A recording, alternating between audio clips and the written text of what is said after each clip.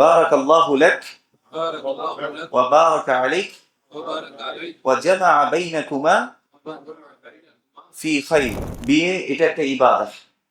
আমাদের জীবনের প্রত্যেকটা অংশ একটা ইবাদতের অংশ।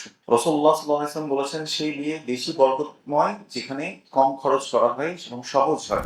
আপনারা বিয়েটাকে সহজ করবেন, বিশেষ করে পিতামাতা যারা আছেন চেষ্টা করবেন যাতে অল্প সময়ের মধ্যে বা অল্প বয়সে যাতে আমরা বিয়েটা দিয়ে দিতে পারি। বিয়ে উপলক্ষে করে এমন আমরা কোনো কিছু করব না যেটা আসলে আল্লাহ সুবহানাহু ওয়া তাআলা অসন্তুষ্ট হয়। স্বামীকে সন্তুষ্ট করা এটাও ইবাদাহ। এই জিনিসটা আজকে সমাজ থেকে একেবারেই বিলুপ্ত হয়ে গেছে।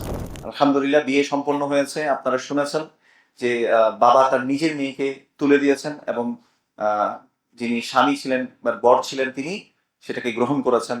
আল্লাহ সুবহানাহু ওয়া তাআলা তাদেরকে কল্যাণের উপর অটুট রাখুক। আমিন। হাদা ওয়া সাল্লাল্লাহু আলা নবিয়িনা মুহাম্মদ ওয়া আলা আলিহি ওয়া সাহবিহি আজমাইন। ইন্নাল হামদালিল্লাহ نحمده ونستعينه ونستغفره ونعوذ بالله من شرور أنفسنا ومن سيئات أعمالنا من يهده الله فلا مضل له ومن يضلل فلا هادي له وأشهد أن لا إله إلا الله وأشهد أن محمدا عبده ورسوله صلى الله عليه وعلى آله وصحبه ومن تبعهم بإحسان إلى يوم الدين. قال الله سبحانه وتعالى بعد أعوذ بالله من الشيطان الرجيم: يا أيها الذين آمنوا اتقوا الله حق تقاته ولا تموتن إلا وأنتم مسلمون. وقال سبحانه وتعالى: يا أيها الناس اتقوا ربكم الذي خلقكم من نفس واحدة وخلق منها زوجها وبث منهما رجالا كثيرا ونساء واتقوا الله الذي تساءلون به والأرحام إن الله كان عليكم رقيبا. وقال سبحانه وتعالى: يا أيها الذين آمنوا اتقوا الله وقولوا قولا سديدا يصلح لكم أعمالكم ويغفر لكم ذنوبكم ومن يطع الله ورسوله فقد فاز فوزا عظيما. أما بعد، فإن خير الحديث كتاب الله وخير الهدي هدي محمد صلى الله عليه وسلم وشر الأمور محدثاتها وكل محدثة بدعة وكل بدعة ضلالة وكل ضلالة في النار. أما بعد، قال النبي صلى الله عليه وسلم: النكاح من سنتي فمن رغب عن سنتي فليس مني، أو كما قال عليه الصلاة والسلام. আলহামদুলিল্লাহ, আমরা একটা মহতি মজলিসে আল্লাহ সুবহানাহু ওয়া তাআলা আমাদেরকে আসার তৌফিক দিয়েছেন। আমরা আল্লাহ সুবহানাহু ওয়া তাআলার দরবারে অসংখ্য অগণিত শুকরিয়া জানাই, আলহামদুলিল্লাহ। এবং অসংখ্য মানুষের মাঝে আমাদেরকে সুস্থ রেখেছেন, আমরা এই জন্য বলি আলহামদুলিল্লাহ। বিয়ে এটা একটা ইবাদত। আমাদের জীবনের প্রত্যেকটা অংশ একটা ইবাদতের অংশ। আমরা যাই করছি না কেন, ঘুম থেকে ওঠা থেকে শুরু করে ঘুমাতে যাওয়ার আগ পর্যন্ত প্রতিটা কাজ ইবাদত। এই জন্য আল্লাহ সুবহানাহু ওয়া তাআলা বলেছেন: ওয়া মা খালাকতুল জিন্না ওয়াল ইনসা ইল্লা লিয়াবুদুন। মানুষ এবং জিনকে আমি সৃষ্টি করেছি শুধুমাত্র আমার ইবাদত করার জন্য। তো বিয়ে এটা নারী এবং পুরুষের জন্য আল্লাহ সুবহানাহু ওয়া তাআলা যেহেতু তাদের মধ্যে একটা জৈবিক চাহিদা দিয়েছেন, এটাকে বৈধ উপায়ে আল্লাহ সুবহানাহু ওয়া তাআলা যাতে এনজয় করতে পারেন, এই জন্য বিয়েটাকে আমাদের জন্য প্রেসক্রাইব করেছেন, এটাকে আমাদের জন্য শরিয়া হিসেবে দিয়েছেন। বিয়ে বহির্ভূত যে কাজগুলো আছে এগুলোই জেনা বলে সম্বোধিত হয় আমাদের সমাজের মধ্যে। অর্থাৎ নারী এবং পুরুষের মধ্যে যদি বিয়ে বহির্ভূত ভাবে আল্লাহর আইন ছাড়া যে কেউ যদি নারী এবং পুরুষের মধ্যে এই কাজগুলো করে, তখন সেগুলোকে জেনা হিসেবে গণ্য করা হয়। আল্লাহ সুবহানাহু ওয়া তাআলা আমাদেরকে বলেছেন: ওয়ালা তাকরাবুজ জিনা, তোমরা জিনার কাছেও যাবে না, ইন্নাহু কানা ফাহিশা, নিশ্চয়ই এটা হচ্ছে অশ্লীলতা। আমরা এটা তোমাকে বলতে হবে। আচ্ছা, আমরা যেহেতু বিয়ের অনুষ্ঠানে আসছি, তো আমরা এখানে যারা মুরব্বীরা আছে তাদেরকে কিছু নাসিহা করতে চাই। প্রথম কথা হচ্ছে, আমরা বিয়েটাকে যাতে সহজ করি। রাসূলুল্লাহ সাল্লাল্লাহু আলাইহি ওয়াসাল্লাম বলেছেন, সেই বিয়ে বেশি বরকতময় যেখানে কম খরচ করা হয় এবং সহজ হয়। যেটা সহজ বিয়ে সেটা আল্লাহ রাসূল সাল্লাল্লাহু আলাইহি ওয়াসাল্লাম বরকতময় বলেছেন। এবং ইবাদত মনে রাখতে হবে, ইবাদত এটা হতে হবে আল্লাহর সন্তুষ্টির জন্য রাসূল সাল্লাল্লাহু আলাইহি ওয়াসাল্লামের পদ্ধতি অনুসারে। যেমন আজকে আমরা রাসূল সাল্লাল্লাহু আলাইহি ওয়াসাল্লামের পদ্ধতি অনুসারে আটটা সম্পন্ন করেছি। তো রাসূল সাল্লাল্লাহু আলাইহি ওয়াসাল্লাম নব দম্পতিদের জন্য যে দোয়াটা করতো আমরা সেই দোয়াই করবো ইনশাআল্লাহ। কারণ আমরা বিশ্বাস করি, আমি বানিয়ে যত দোয়াই করি না কেন, আমি যত মনের মাধুরী মিশিয়ে দোয়া বানাই না কেন, তার চেয়ে সবচেয়ে উত্তম দোয়া হচ্ছে মুহাম্মদুর রাসূলুল্লাহ সাল্লাল্লাহু আলাইহি ওয়াসাল্লাম যে দোয়া করেছেন সেটা। আমি যতই আনুষ্ঠানিকতা করে, যতই ঢাক ঢোল পিটিয়ে নিজের শব্দ দিয়ে আমি আল্লাহকে ডাকতে চাই না কেন, কিন্তু সবচেয়ে বরকতময় শব্দগুলো হচ্ছে সেই শব্দ যে শব্দে রাসূলুল্লাহ সাল্লাল্লাহু আলাইহি ওয়াসাল্লাম দোয়া করেছেন।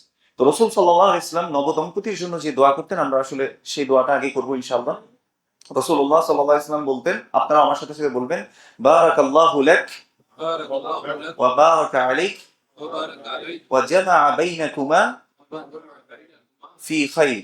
في আমি خير একবার অর্থটা বলি, তারপর আমরা আবার পড়বো ইনশাআল্লাহ। বারাকাল্লাহু লাক মানে যেহেতু আমাদের সামনে, পুরুষদের সামনে যেহেতু আহ, বরই আছে, পাত্রী যেহেতু আছে, আমাদেরকে শুনতে পাচ্ছেন, তারপর আমরা তার জন্য, যেহেতু সে সামনে আছে, আমরা তার জন্য দোয়া করছি সরাসরি। বারাকাল্লাহু লাক মানে আল্লাহ তোমাকে বরকত দান করুন। ওয়া বারাকা আলাইক, আল্লাহ তোমার উপরে বরকত নাজিল করুন। বরকত কিন্তু দেখা যায় না, বরকত কি জিনিস ইনশাআল্লাহ বলবো। ওয়া জামা বাইনাকুমা, আল্লাহ সুবহানাহু ওয়া তাআলা তোমাদের দুইজনকে একত্রিত করে দিন ফি খাইর, কল্যাণের উপর। সুবহানাল্লাহ, এর চেয়ে বড় দোয়া আর হতে পারে না।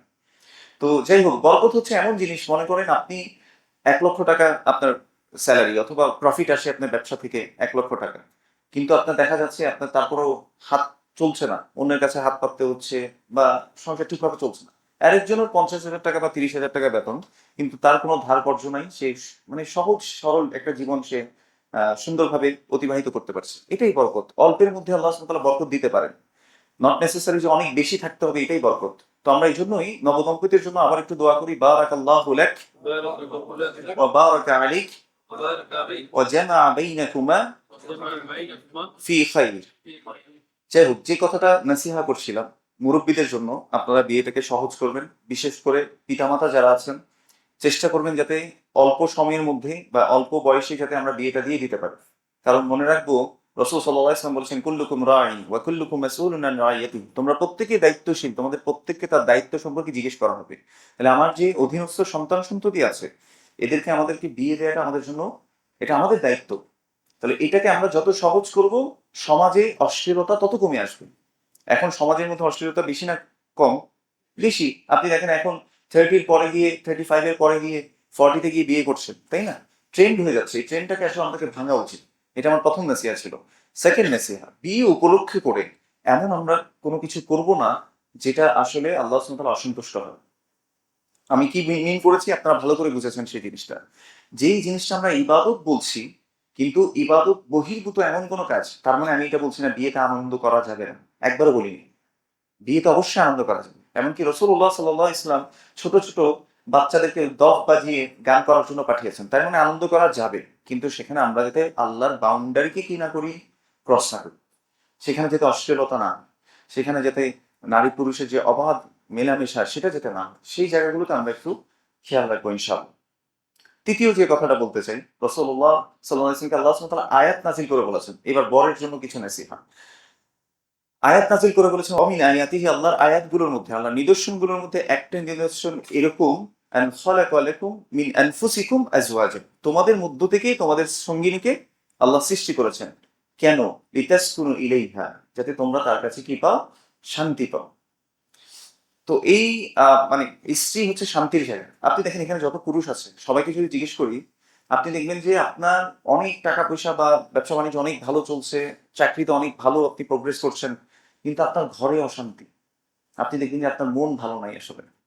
আর আপনার অনেক ঝামেলা বাইরে, অনেক ক্যাওস, অনেকগুলো ঝামেলার মধ্যে আপনি পড়েন, কিন্তু আপনি বাসায় আসলে আপনার ওয়াইফটা এমন যে আপনার চক্ষু শীতলকারী, এমন একটা কথা বলে আপনার মন ঠান্ডা হয়ে যাবে যে আরে তুমি টেনশন করিও না, ইনশাল্লাহ আল্লাহ আমাদেরকে দেখবেন, ইনশাল্লাহ আমাদেরকে আল্লাহ ফেলে দেবেন না।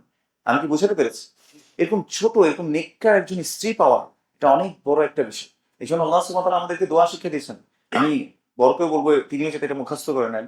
যারা বিয়ে করে ফেলেছে তারাও কিন্তু করতে পারবো আমরা ইনশাআল্লাহ। আমরা মনে করবো না যে আমরা বিয়ে হয়ে গেছে এখন তো আর কোনো চান্স নাই, আমার স্ত্রী মনে হয় আর চক্ষু শীতলকারী হবে না, এটাও কিন্তু চিন্তা করার কারণ নেই।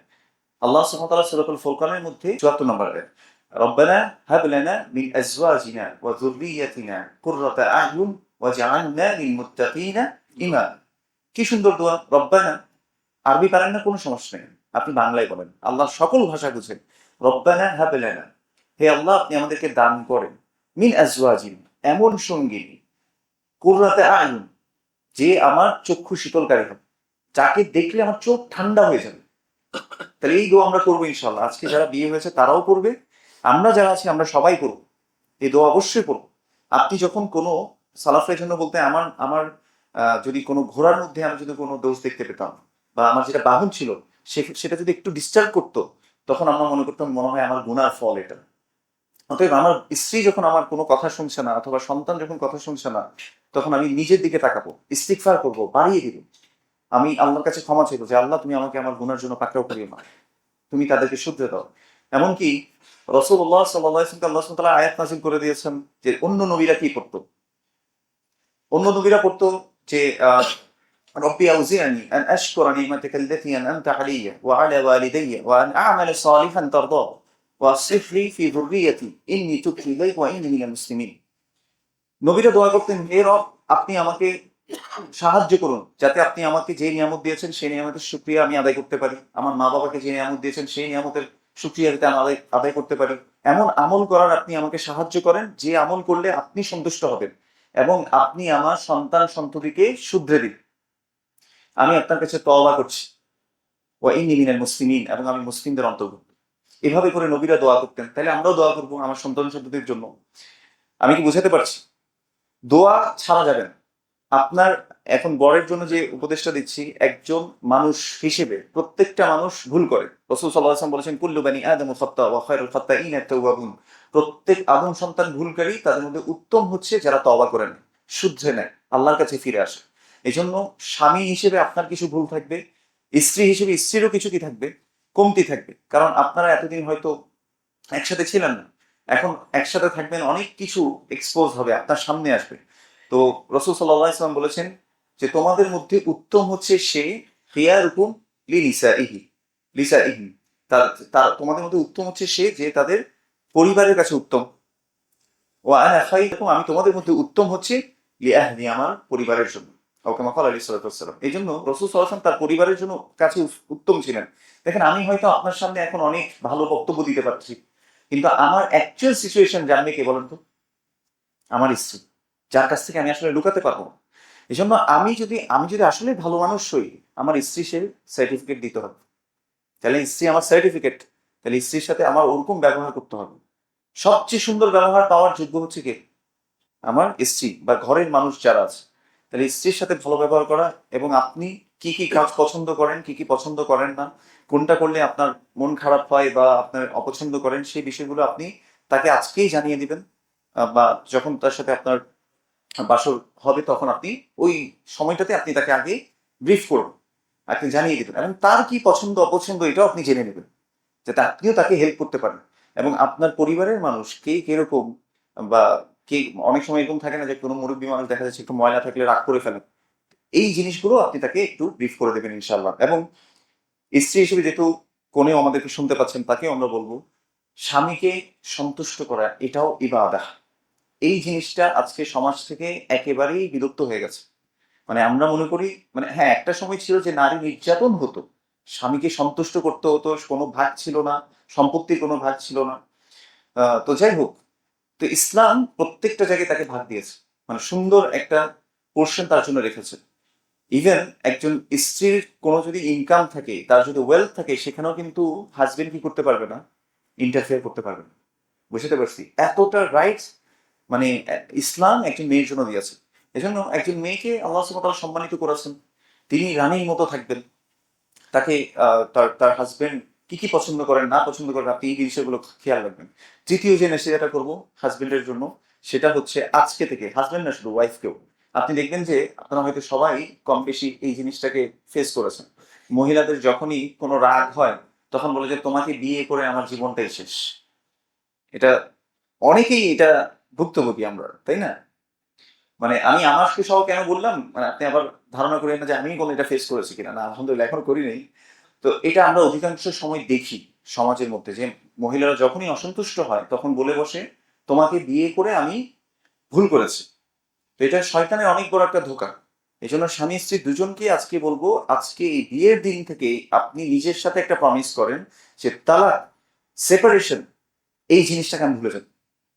কারণ রাসূলুল্লাহ সাল্লাল্লাহু আলাইহি ওয়াসাল্লাম বলেছেন, আদম সন্তানের যতগুলো গুনাহ আছে, মানে যতগুলো কাজ হতে পারে, তার মধ্যে সবচেয়ে বেশি খুশি হয় শয়তান যখন দুইজন হাজবেন্ড ওয়াইফকে সে তালাকের মাধ্যমে সেপারেট করে দিতে পারে। এমনকি বলা হয়েছে হাদিসে যে সে, তার একটা সিংহাসন আছে, তো তার অন্যান্য শয়তান বাহিনী এসে রিপোর্টিং করতে থাকে যে আজকে বস আমি এটা করেছি, ওটা করেছি, এটা করেছি। তা যে বলে যে আমি একজন স্বামী স্ত্রীর পিছনে এমন ভাবে লেগেছিলাম যে তালাক করেই আমি আপনার কাছে আসছি। তখন শয়তান বলে যে আসো, তুমি আসল কাজ করেছো। সে দাঁড়িয়ে যাবে, দাঁড়িয়ে তাকে ওয়েলকাম করো। আমি কি বোঝাতে পেরেছি? তো এই জন্য হাজবেন্ড এবং ওয়াইফ দুজনই আজকে থেকে তালাক শব্দটা বা সেপারেশন শব্দটা মানে ঘুণাক্ষরেও আপনার মনের মধ্যে যাতে না আসে, মন থেকে এটা এলিমিনেট করে দেয়।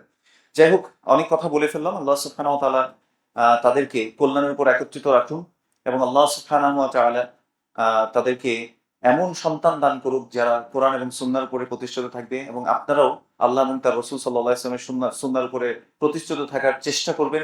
একে অন্যকে দিন শিক্ষা দেয়া, কোরআন নিজে শেখা, তাকে শেখানো, এই জিনিসগুলো করতে থাকা, এগুলো আপনারা অবশ্যই করবেন। কারণ আপনি যদি সুখ চান বা আমি যদি সুখ চাই, অবশ্যই আমাদেরকে আল্লাহর সাথে কানেক্টেড থাকতে হবে। কেউ যদি আল্লাহ ছাড়া অন্য জায়গায় সুখ খুঁজে, সে কখনো সুখী হতে পারবে না। কারণ সুখ অন্তরের একটা বিষয়, আর অন্তরের মালিকও কে? আল্লাহ সুবহানাহু ওয়া তাআলা। এই জন্য আমরা দোয়া করছি আল্লাহ সুবহানাহু ওয়া তাআলা তাদেরকে কল্যাণের উপর একত্রিত করুন। আল্লাহ সুবহানাহু ওয়া তাআলা তাদের কাছ থেকে যত ধরনের বালা মুসিবত আছে এবং আমাদের থেকেও আল্লাহ সুবহানাহু ওয়া তাআলা সকল ধরনের বালা মুসিবতকে দূর করে দিন।